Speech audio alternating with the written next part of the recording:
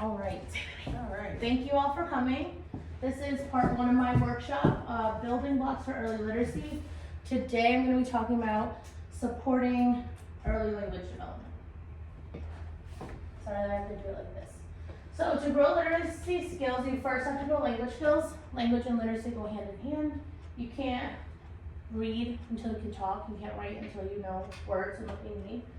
How are some ways that you guys are supporting your child's language at home? I'm gonna put this on. Yeah. Read. Reading. Nice. Okay.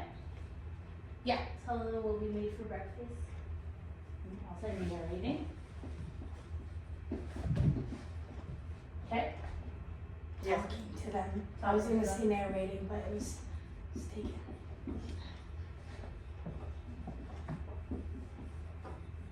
Okay. Anything else? Pointing out objects and saying what they are.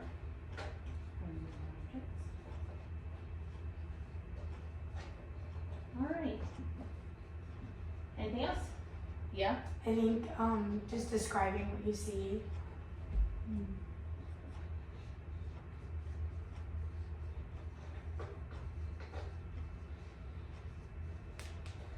Alright, these are great. And also they're all things that I'm going to talk about in my things because I'll my thought. So first, there's two different kinds of language. There's receptive language and there's expressive language. Receptive language is the ability to understand language. This one usually comes first. That's why you can ask a 1-year-old, go get your shoes, where's the ball? And they'll be like, and they'll go get the ball or they'll go get their shoes. Expressive language comes later. That's the ability to use language to communicate. So understanding that words have meaning and being able to say, I want milk, I don't like that, things like that. Any questions about that? Language development in infancy sounds a little silly, but it's also a lot of fun. Babies start making cooing sounds as early as 2 months. Then they begin laughing, babbling, and then those simple sounds. A lot of times you'll hear babies going like, mama, mama, mama. That's them kind of working those muscles to get their vocal cords warmed up, to get their mouth moving. So they'll copy those sounds that you hear. So if you say ma, ma, ma to them a lot, they're gonna copy ma, ma, ma back to you. Teaching babies sign language also really helps early language skills, gross motor movement, or fine motor movements, excuse me. They kind of go hand in hand with language. These are some signs that I used when I was an infant toddler teacher. I don't know if you guys know this, but I actually started my career in infant toddlers. I worked with 12 to 18-month-olds, and I used these signs all day, every day. Especially in like mealtime context, is really easy to incorporate all of them. If you're giving your kid Cheerios and you go like this and you say, more, do you want more? They're gonna like, you know, you say more and then you put more on their plate. They're gonna know that this goes in with getting more. They're gonna put the two and two together. I made a note that babies might do variations of the signs as they're learning. So like this is the sign for water. A lot of times you'll see babies kind of going like this with just one finger. You know, they're doing their best, but they're learning, kind of like how they'll do speech in those different kind of ways, kind of scaffolding up. One of the easiest and best ways to support early language in infancy is to talk a lot. Like you guys said, narrating, talking, everything you do. It's easy to just use everyday situations to introduce new words. So I have a picture here of this baby getting dressed. So you literally could just say, okay, now we're gonna put your shirt on, then we're gonna go get your shoes, and then we're going to the grocery store, we'll have to get in the car. When I was that baby teacher at that first center that I worked at, my classroom was right up against the office, and all day, all the director and the assistant director heard was me talking. Oh, your shoe fell off, let's put your shoe on. Oh, let's go get the ball, let's do this, let's do that. All day, talking, singing. I have a great singing voice, something may know. You know, it especially works really well if you see them pointing to something and you're like, oh, that's your bottle, let's get some milk. That joined eye contact really helps them know, like, oh, that's my milk, that's my mom, you know, that's the dog, things like that. Making eye contact too helps them know that you've heard them and that they can like continue talking. It's like when you talk to somebody and they're like this and they're not looking at you, you're kind of lose your talking to talk. But if they're making eye contact and they're talking to you the whole time, then you're like, oh yeah, you're listening to me, I can continue talking. That goes really well with little babies. Oh, okay. See, right. So once your child enters toddlerhood, this is where the fun really begins. Now that babies start, the kids really start talking back to you. Around 12 to 18 months, that's when your child will start repeating your commonly used words. So they might say mama, dada, baba for bottle, things like that. You want to continue signing.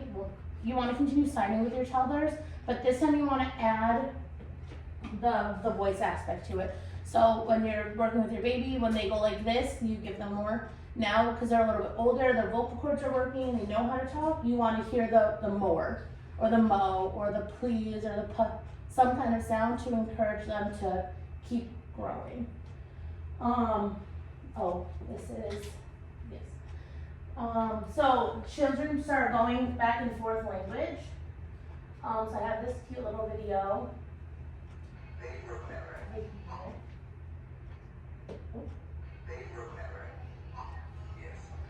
So you can kind of.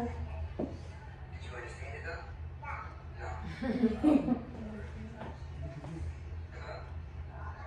Oh, not this one.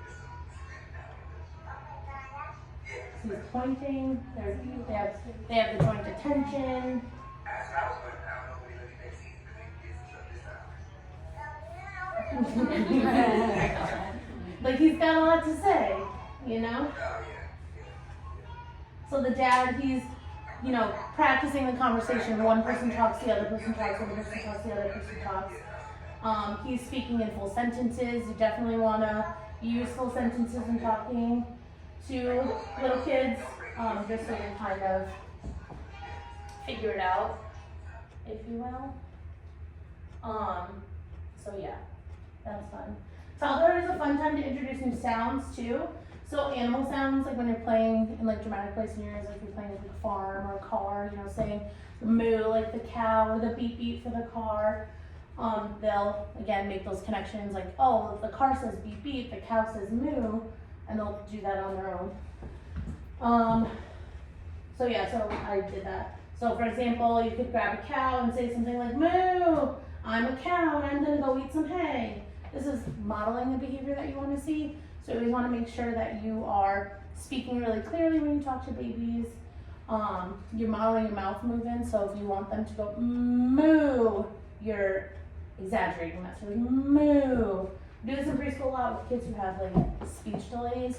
You really want to go like the pumpsicle, the pumpkin, and really make those mouth movements like pop, if you will. You get it, thanks. So music, especially songs that repeat or have pauses for the kids to fill in the gaps, is really great for toddlers. Think songs like Old MacDonald, The Cow on the Farm, The Itsy Bitsy Spider, things like that. I said bonus points if it has finger play involved. So like when you do the Itsy Bitsy Spider, it like activates both parts of their brain. So it's like the music aspect and the fine motor. So it helps them kind of put two and two together, if you will. So like, for example, with a song that repeats, you can say like, the cow on the farm says moo, moo, moo, moo, moo, moo, moo, moo, moo. The cow on the farm says moo, moo, moo. Yeah, just exactly, so you get it. So it gives them that opportunity to like fill in the gap, and then obviously be like, oh my gosh, great job. Like you praise them and like hype their confidence up, so they're like, yeah, I got it. The cow says moo. You get the next one. Thanks. So older toddlers start to really say words now. By 18 months, children have at least 10 words. Usually it's simple words like yes, no, doggy, milk, things like that. And then by 24 months, this is when they're starting their simple sentences. They're saying cargo, want milk, mommy here, things like that. So expanding on those sentences that you hear them say is really beneficial for them to like learn how to speak in full sentences. So the example I said, if a child says want juice, you would reply back to them, oh, you want some juice? Let's go to the fridge and get some apple juice. Adding in adjectives, verbs, additional nouns, really helps them learn sentence structure and how to speak in those more full sentences. So I have this little activity for us to do, where I wrote these two word phrases, and we are going to expand on them. So the first one says see ball. How would you put that into a full sentence to go back to a child? I see a ball. I see a ball.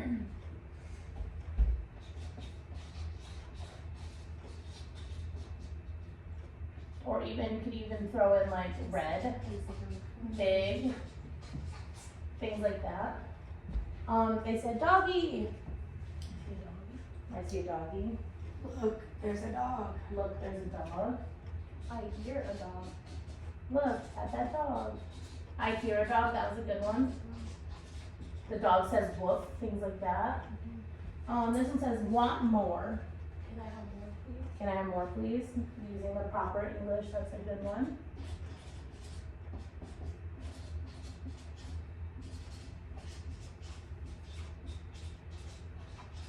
And then the last one is milk, please. Can I have more milk? Can I have more milk, please? Yeah. It's easy to do and it's silly to think about, because we're adults and it's one of those things where you're like, you don't have to think you had to learn it, but you had to learn it. At some point you didn't know how to say, I see the ball, I see a red ball, I want some milk, please. So expanding on those sentences and making them actual sentences, eventually the kids will grow their sentences too. So they'll say, I want milk, or, look, dog's over there, things like that. We can skip two for this one. Please and think. So as their word count grows, asking questions is a great way to stimulate their minds and have them get really to talking. This is kind of where that receptive language comes back in. So you can ask kids, like, what does a cow say? They'll say moo. If you're reading a book, you can say, like, oh, look. If you're reading, like, Brown Bear or something, say, like, here's the red bird. The bird says tweet. Things like that. Again, listening to them, letting them know that they have your attention, keeps them chatting you up. Actively engaging with them, again, will boost their confidence. So, just like you said before, you see sometimes parents on like TV or something, like the kids like going crazy, they're so excited about something, and the mom's like, yeah, okay, versus the mom in the show who's like, oh my gosh, you won the first prize, that's so great, I'm so proud of you. Like, one kid is gonna be more excited, have more confidence than the other kid. For preschoolers, we build on this and ask more open-ended questions. So instead of saying like, what did you do at school today? You could say like, what was your favorite part of today? And then if the child says, oh, I had a really fun time in block area today. Oh, what did you do in block area? Who did you play with? Those open-ended questions really give them the opportunity to say more than just good, boring, fine. And then when reading stories, asking questions about the book and what they're seeing, we'll get into that a little bit more later. You can take the next one. So language in preschool, we're continuing to build on those sentences and vocabulary, those longer sentences. By 3 years old, the average child knows about 1,000 words, which is a lot more than I thought that they did. So we build on this a lot in the classroom by reading new books, reading nonfiction books, and asking those open-ended questions. We are also working on them having more meaningful conversations. So when you have a conversation with another adult, there's that back and forth. You're commenting on what they're saying, they're commenting on what you're saying. So we encourage this a lot during meal times and on the playground. So this is something that you guys can do at home too when you're sitting down for dinner. Have those conversations. What was your favorite part of your day today? What did you learn about at school today? We tell the kids all the time, I'll give them like a question during lunch. I'll be like, why don't you talk to your friends at your table about what your favorite center was today? And you hear them, talking about the dramatic play. We set up a hair salon today, so everyone was talking about how they got their hair cut, how they got their hair washed, what movies they watched. It's even more fun to ask them about like what they did on the weekends, because they always say the most outrageous things. I'm like, oh, that's great. You did that for real, or you did that for pretend? Things like that. So we also set up dramatic play areas, like I mentioned with the hair salon, to give them those opportunities to like almost like set them up to be able to have those kinds of conversations. Yeah. All right. Next, please. Thank you. So reading books is probably, besides talking, one of the best things that you can do to encourage language. Infants just enjoy listening to the stories, looking at the pictures. They might, those touchy-feely books to really keep their attention. Toddlers will begin to point to familiar things in books, learning that words hold meaning. It's kind of like with the Brown Bear book. You could see a toddler read a Brown Bear book and they're looking and, maybe they quack like the duck and they bark like the dog and they, meow like the cat. Things like that. And then preschoolers start retelling the stories by looking at the pictures and describing what they're seeing. That's one of my favorite things to do in preschool is to sit and they're like, read this to me. And I'm like, no, you read it to me. They flip through the Llama Llama book and they're like, oh, Llama's sad, he has to go to bed, and he's calling for his mom, but she's so busy, she can't come right now. And now he's throwing a temper tantrum, and now mom's coming upstairs so worried. They understand that they can talk about what's happening in the book, and it means something. So reading exposes children to more words. The more words they hear, the more words they say. It kind of goes hand in hand. And then the last slide, just a little closing slide. Thank you. So in closing, language begets language. The more children hear, the more they will talk, the more that they read, the more that they'll talk. Sorry to repeat myself. Making everything you possibly can a conversation, read aloud, story times, again, hyping them up when they're talking, even when they're trying, even with the baby in the video, he was talking literal gibberish, but the dad was like, yeah, you're right, that's a good point, and the baby's like, la. So yeah, I have a handout on the printer with some information, some resources, some really good books that I like to use, websites that have activities to do, things like that. Any questions? All right. Thanks for coming. I'll let you know when the next one's up.